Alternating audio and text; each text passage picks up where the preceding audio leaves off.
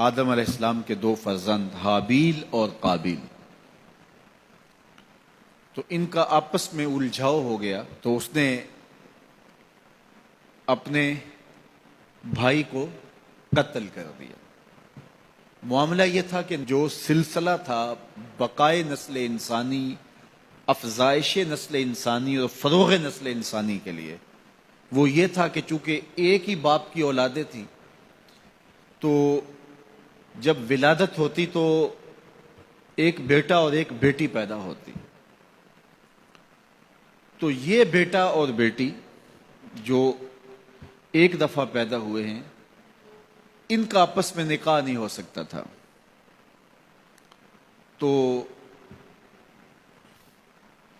اس کے بعد جو دوسرے بیٹے اور بیٹی پیدا ہوتے تو ان کا مخالف سمت نکاح ہوتا۔ تو قابیل کے ساتھ پیدا ہونے والی جو لڑکی تھی، قابیل اس کے ساتھ نکاح کرنا چاہتا تھا، تو حضرت آدم علیہ السلام نے فرمایا ایسا نہیں ہوگا، لیکن چلو تم قربانی پیش کرو، جس کی قربانی قبول ہو گئی اس کا اس سے نکاح کر دیں گے۔ اس وقت جو شخص قربانی پیش کرتا تھا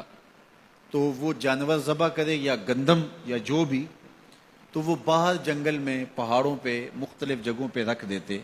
پھر آسمان سے بجلی اترتی اور جس کی قربانی قبول ہوتی وہ بجلی اس کو اچک لیتی، اس کو جلا دیتی، اس کو کھا لیتی، اور جس کی قربانی قبول نہ ہوتی وہ یوں ہی پڑی رہتی۔ تو یہ طریقہ تھا قربانی کے قبول ہونے کا۔ اس امت کے لیے اللہ تعالیٰ نے اس عمل کو اور اس امر کو پوشیدہ رکھا کہ قربانی قبول ہوئی ہے یا نہیں ہوئی۔ جس کی قبول ہوئی ہے تو وہ بھی ڈرتا ہے پتہ نہیں قبول ہوئی ہے یا کہ نہیں، اور جس کی نہیں قبول ہوئی وہ بھی لوگوں کے سامنے رسوا نہیں ہوتا، وہ اس کے نامہ اعمال میں درج کر دیا جاتا ہے لیکن وہ رسوا نہیں ہوتا۔ اور دوسری بات کہ ہم خود ذبح کر کے خود کھا لیتے ہیں۔ یہ عجیب ماجرا ہے کہ بروز عید قرباں وہی ذبح بھی کرے ہے وہی لے ثواب الٹا۔ خود ذبح کر کے خود کھایا، اس کی کھال بھی اپنے مصرف میں لے کر آئے اور ثواب بھی خود کمایا۔ یہ اللہ نے اس امت پر احسان کیا ہے۔ تو حابیل کی قربانی قبول کر لی گئی، قابیل کی قربانی قبول نہیں ہوئی، تو اس کو اپنے بھائی پہ غصہ آیا اور اس کو قتل کر ڈالا۔ اب جب قتل کر لیا، اور یہ تھا بھی پہلا قتل، اور انسان کو نہیں پتا تھا کہ اب اس کا کیا کیا جائے، تو وہ اپنے بھائی کی لاش اپنے کندھوں پہ اٹھا کے گھومتا رہا، اب اس کا کروں کیا؟ پھر اللہ نے دو کوے بھیجے، قرآن مجید میں وہ واقعہ موجود ہے۔ تو دونوں کوے لڑے، ایک نے دوسرے کو مار دیا، پھر زمین کو اپنے پاؤں سے کریدا اور کوے کو اس کے اندر رکھ کے اوپر مٹی ڈالی۔ تو قابیل نے ایسے سر پہ ہاتھ مارا، کہا کہ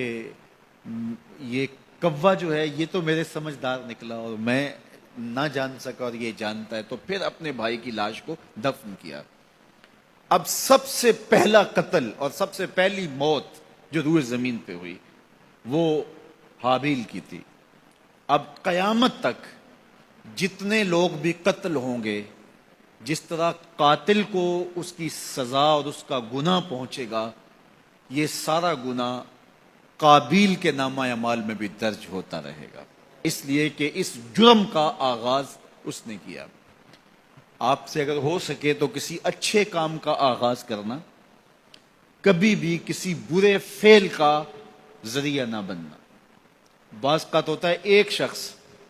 کوئی ایسا کام کرتا، اس کی دیکھا دیکھی سارے لوگ کرنے لگ جاتے ہیں، اگر وہ اچھا ہوتا ہے تو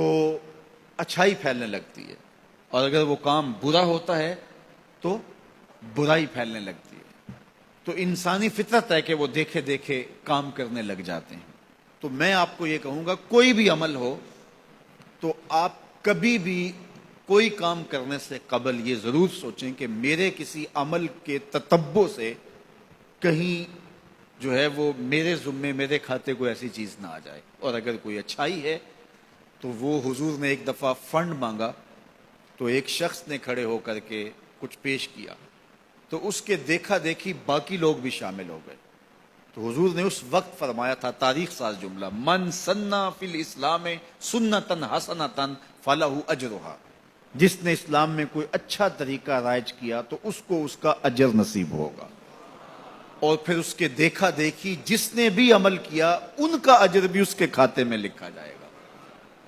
اس کا اجر ختم کیے بغیر جس نے بعد میں کیا ہے پہلے شخص کے کھاتے میں بھی درج ہوتا رہے گا۔ میرے حضور کا ایک فرمان ہے کہ خیر کی چابی بنو اور شر کا تالا بنو۔ یہ کتنا جامع نسخہ ہے، خیر کی چابی بنو، خیر کو کھولنے والے بنو، اور شر کا تالا بنو۔ کچھ لوگ شر کی چابی بنتے ہیں اور خیر کا تالا بنتے ہیں۔ تو ہمیشہ اپنی زندگی میں کوئی بھی عمل کرنے سے قبل، وہ چھوٹے سے چھوٹا ہو یا بڑے سے بڑا ہو، آپ دیکھیں کہ اس کے معاشرے کے اوپر کیا اثرات مرتب ہوتے ہیں۔ آپ گلی سے گزرتے ہوئے کوئی پتھر کا ٹکڑا اٹھا کے ایک طرف کر دیتے ہیں تو آپ کے دیکھا دیکھی کئی اور لوگ بھی پتھر کے ٹکڑے اٹھانے لگ جاتے ہیں تو پوری گلی صاف ہو جاتی ہے، اور آپ اشارے پہ کھڑے ہیں اور اشارہ توڑ دیتے ہیں تو سارے لوگ جو ہے وہ پہلے جھجک رہے ہوتے ہیں، اور آپ نے اشارہ توڑا تو پھر ساری ٹریفک آپ کے پیچھے چلی گئی۔ اس اشارہ توڑنے کا گناہ جتنا بھی ہے، اس کا جو بھی لیول ہے، جس طرح آپ کو ملا اور بعد میں جو آنے والے، وہ سب کا گناہ آپ کے کھاتے میں بھی گیا، اس لیے کہ ریت آپ نے ڈالی ہے، باقیوں کو حوصلہ آپ نے دیا ہے۔ اس طرح بہت ساری چھوٹی چھوٹی باتیں ہیں جو اپنی زندگی کے اندر آپ خود غور کر سکتے ہیں، تو کسی کو گالی بھی نہ دیں، اور جو ہے وہ کسی گناہ کا سبب اور ذریعہ کبھی نہ بنے۔